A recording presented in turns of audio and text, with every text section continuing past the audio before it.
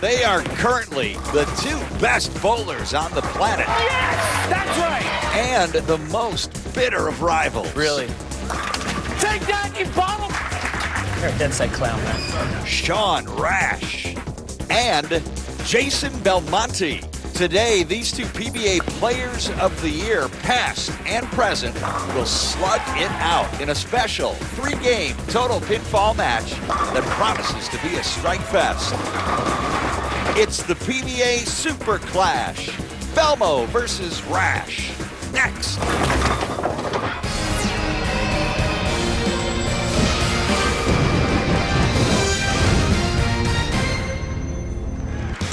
Welcome to Thunderbolt Lanes in Ellen Park, Michigan. This is the PBA Super Clash. In the arena, 3 games, total pins, head-to-head, introducing the competitors. In the black and yellow corner, from Montgomery, Illinois, representing the United States of America, a 7-time PBA Tour champion with 2 majors, 2007 USBC Masters, and 2012 PBA Tournament of Champions. Former PBA Player of the Year in 2012 ESPY winner for Best Bowler, Sean Rash. In the red corner, from Orange, New South Wales, representing Australia, an 8-time PBA Tour champion with 2 majors, the 2013 USBC Masters and 2014 Barbasol PBA Tournament of Champions. The 2011 ESPY winner for Best Bowler and the reigning PBA Player of the Year, Jason Belmonte.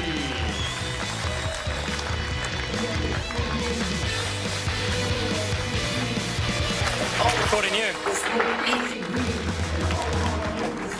Introducing the playing field. On the left lane, Jason Belmonte has selected the 39-foot Tournament of Champions pattern. On the right lane, Sean Rash has selected the 35-foot Cheetah pattern.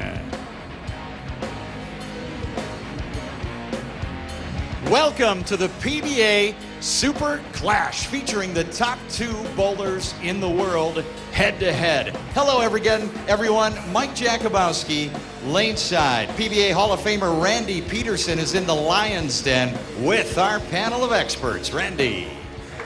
Thanks very much, Mike J. Joining me, an elite panel, 3 of some of the greatest bowlers the tour's ever known, and 3 great minds for bowling. We'll start with the gentleman to my immediate left, future Hall of Famer Tommy Jones. To his left, Hall of Famer Jason Couch, and sitting next to Jason Couch, future Hall of Famer Chris Barnes. Guys, thanks for joining us. Tommy, I'm going to start with you. How about a prediction?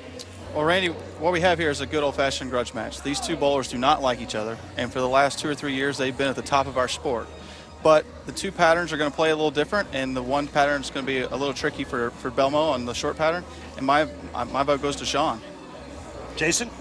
Well, Randy, without a doubt, these guys don't like each other. And my prediction for today, folks, that Sean Rash will dismantle Jason Belmonte by the end of the game. All right, Jason, thanks for not sugarcoating it. Chris Barnes, your prediction? Well, I think Sean also is going to have great ball reaction, but like you said, they don't like each other. And I think Sean really wants to beat Belmonte. I think it's going to get in his way in game 2.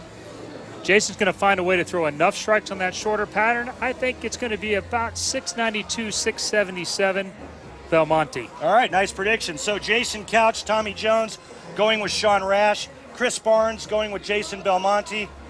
I guess that means I have to choose someone. So I'm going to go with Jason Belmonte. He's got all the momentum in his corner. So it's a split decision up here. Let's go down to Kimberly with an interview with our competitors. Thanks, guys. So Jason, Sean, up there on that panel up there, they're split down the middle on who's going to win. So I'm just going to go ahead and ask you, Jason, why do you think you're going to beat Sean? Look, I feel like I've got a lot of momentum behind me right now. I'm the current Player of the Year. I just won the TOC. I'm comfortable on this pair of lanes, and I feel like I got a good reaction on the cheetah pattern, which normally I don't. So I'm quite confident. Sean, I'm going to ask you the same thing. Why do you think you're going to beat Jason? Well, Jason and I have proven to each other in the world that we're two of the best right now. But right now it's me and the pins. He's just another competitor. I don't even know if he's here right now. So I'm here to play, and may the best man win. Good luck to you both.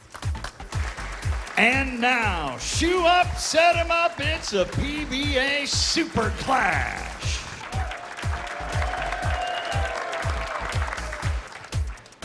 Sean Rash is going to start the match on the left lane. Guys, again, we're going to get into the oil pattern here in a bit, but obviously there was some decision-making between these two players as to what pattern they wanted to bowl on. Yeah, and I really think Sean might have made a mistake by not picking an even shorter 32-foot wolf pattern, which would really spread out the difference of how much better Sean is with his end-over-end roll versus Belmonte in the two-handed style. That rev rate over amplifies everything on the short. And not the start Sean Rash is looking for right out of the gates. 4-6 to start. Whoa! And so, guys, I guess the common theme, and Jason, I'll put this to you. I guess the shorter the pattern, the more Jason Belmonte struggles. Why is that? Well, there's two reasons for that, Randy. It's axis tilt and axis rotation. His ball comes off the dry so strong that he has a difficulty with the shorter patterns. We all know that with shorter patterns, you tend to play more to the outside. Belmo's sporting the white Google glass so we can see what he sees. Pretty cool. Really good shot by Jason Belmonte there, but I really think that the key to the match is going to be whichever one can get the opposite lane. All right, now it's time for Track Tech Talk, guys. We're going to talk oil pattern. In the right lane, Sean Rash chooses a 35-foot cheetah. Left lane, Belmo chooses the Tournament of Champions at 39 feet. No big surprise why Belmo chose the Tournament of Champions pattern, and I think it's made pretty clear thus far why Sean Rash chose the shorter pattern. But early on, Jason's reaction on the right lane, the cheetah, looked pretty good. Well, Randy, like you said a few weeks ago, there's a couple of versions of the cheetah pattern. There's the Norm Duke cheetah pattern and there's the Wes Malott cheetah pattern. What do you mean by that? Well, this one is the version, it's the Wes Malott version, where you can throw it a little left to right and it comes off the gutter, which certainly plays into the advantage of Belmonte. You can play a little deeper on the lane and get away with a shot a little in. Like that one. Remember, folks, this is a 3-game total pin match. Each game worth a couple $1,000s, and the winner's going to receive 10 grand.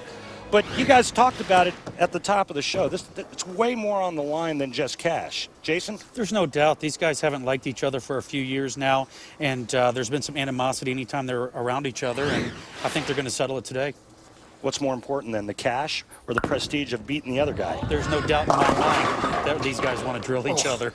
All right, well, bad break there in the third. Sean Rash leaving the mixing 4-pin. Was that a ball change, guys, or was that the same ball he started with on that left lane? It was the same ball that he started with. I just think he just a little slow out of the gate. Using 2 different balls?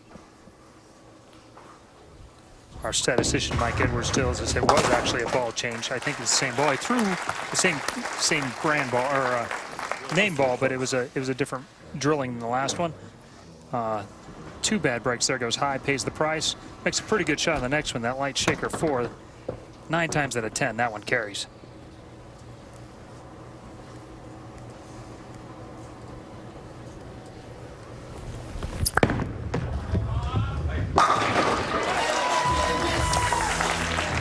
Jason doesn't look like he's having much problem on the short pattern today. Here's Jason Belmonte last week at the Tournament of Champions. We talk about momentum.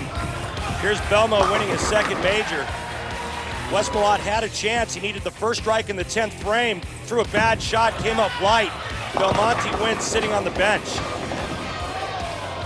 A dejected Wes Malott and a real happy Jason Belmonte. Thank you, Storm.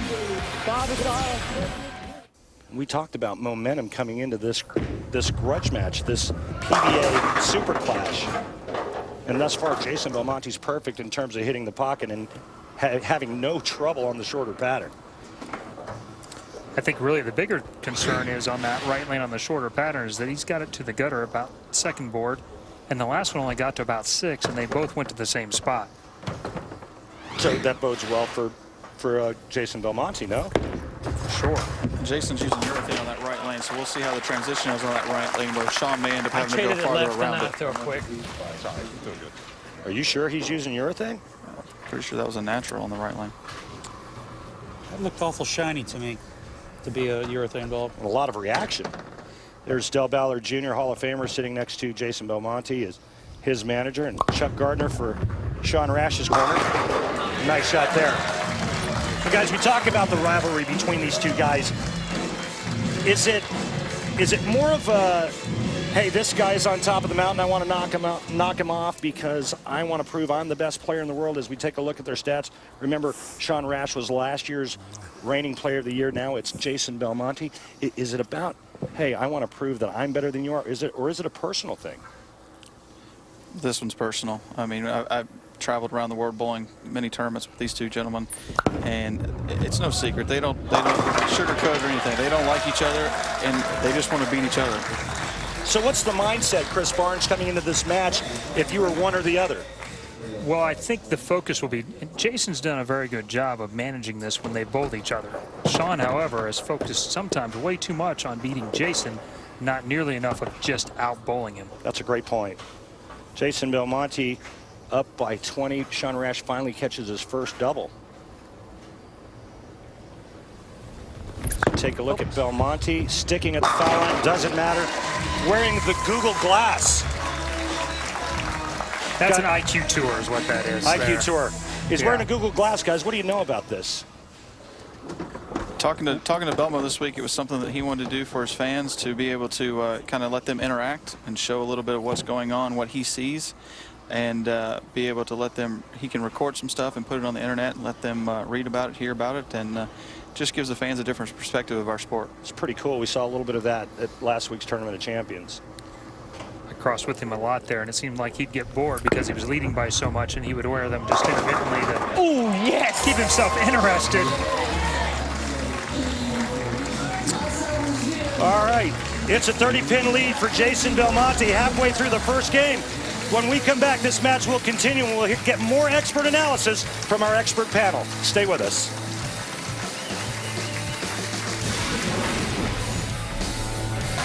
The PBA Super Clash rolls on at Thunderbolt Lanes in Allen Park, Michigan. Jason Belmonte with a 30-pin lead here in game 1 of 3. Let's take a look at the BioBlast and meet Jason Belmonte, 30 years of age, 6 years of pro, 8 PBA Tour titles, including 2 majors. Most recently, the Barbasol PBA Tournament of Champions, the reigning PBA Player of the Year. We roll on with match 1. Total Pins, your winner. Back to Randy Peterson in the Lion's Den.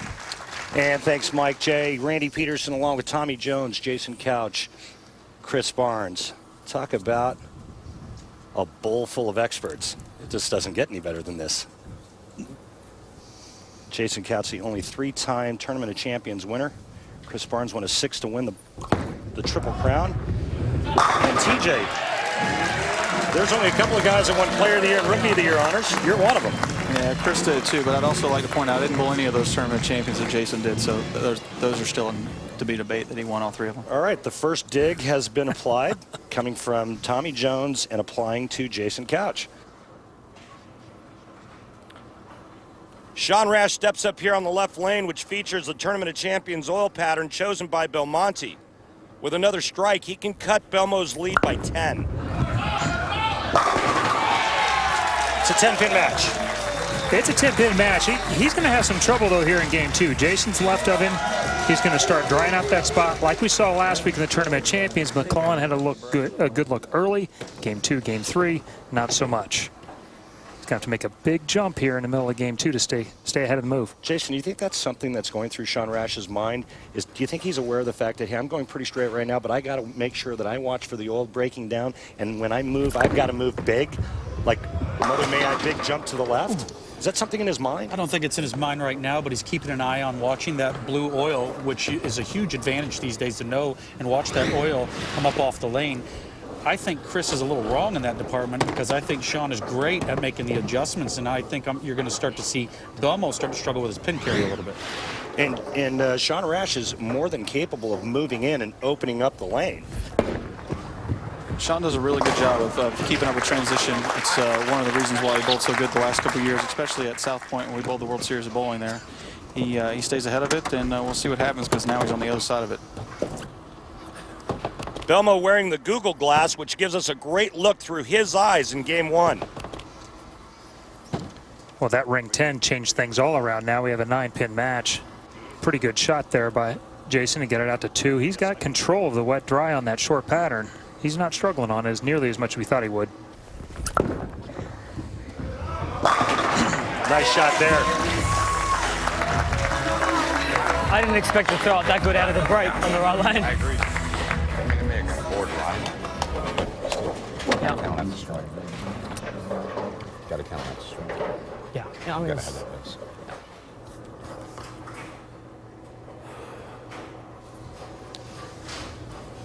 Chance to take the lead here. Very good. He liked it. So where did all this bad blood begin? Let's go back to the summer of 2011 in the Geico PBA team shootout. There, Sean Rash was interrupted in his approach by what he felt was an intentional crackling of a plastic water bottle by Belmonte. Really? And after he finally made the shot, Rash exploded. Take that, you bottom! Come on! I think it actually started a little bit before this, but this was definitely one of the major breaking points. These two, you know, just two guys that are great bowlers, great competitors as they compete against each other.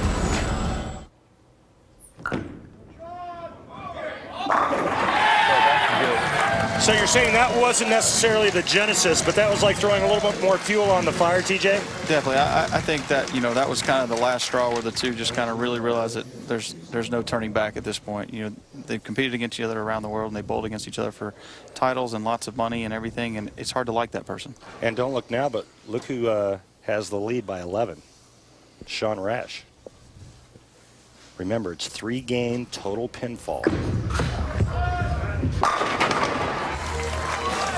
That was 10 in the pit, boys. That's not my horse in today's race. That was 10 in the pit. I mean, there was almost like some kind of vortex that pulled all 10 back into that pit. That ball went through the pin so hard. And guys, you know, we talked about this at the Tournament of Champions last week. It just seems to me that with his power, it's the strongest strike ball on tour. And when he's firing on all cylinders and he's making shots and he's posting at the foul line, this guy's unbeatable. There's nothing that you're going to get me to disagree with you there. When he gets to throw it hard, it's almost game over for us when they hook, and he can throw it hard. Like any other sport, the guy with the most power that's accurate as well is going to win. Right. I mean, given if he and I are both the same amount of accuracy, he's obviously got a huge advantage rev rate-wise. He's going to carry more shots than I am. Are you saying that he's a better shot maker than you, Mr. Barnes? It's not for me to decide that, but if you say it again, I'm going to have an issue.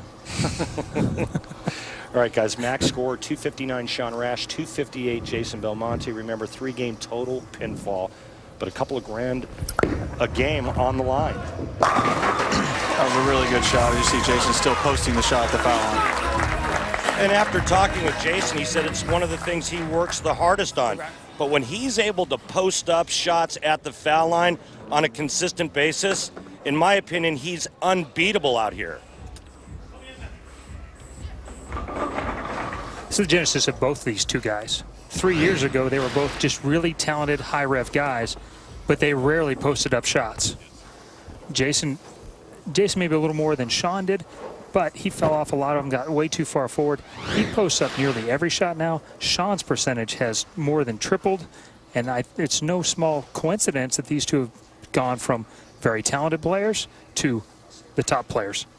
And by posting up, you mean staying balanced and not moving once the ball leaves your hand at the foul line, just like that. Get it! Get it! Yes! Woo! Get those right. You know, we talked about good mojo and having that momentum going, and Jason Belmonte carrying a little bit over from the Tournament of Champions. Watch this. How many times do you trip a 4-pin that way? I can't ask Jason that question because he's left-handed, but Chris, I know you've tripped a few of these in your career. Tommy, you as well. We'll see what Sean's got here because, you know, like I said, it's personal. Sometimes it's harder to get up and throw these 3 shots and see what that does to his demeanor that he just had an unfortunate break and leaving a ring 10. Actually got that one a little further right. It should have carried a little bit better, but it ended up getting about 2 feet, 3 feet further in the lane before it made the move.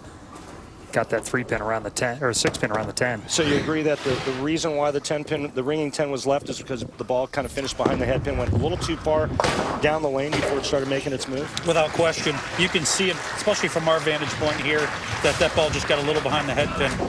What Chris meant is getting it to the right. It sees the friction earlier. We thought it would get back and get high flush. So with a strike here, Jason Belmonte will take a 20-pin lead going into game number 2. Ball change for Rash. I think that was just a feeler shot, just trying to see what he's got in case he has to get out of that ball if that ball starts to go a little too long. All right, game number 1 in the books. When we come back, we'll break down the action from game 1, and we'll hear from 2 of the greatest players of all time, Walter Ray Williams Jr. and PDW Pete Weber. Stay with us.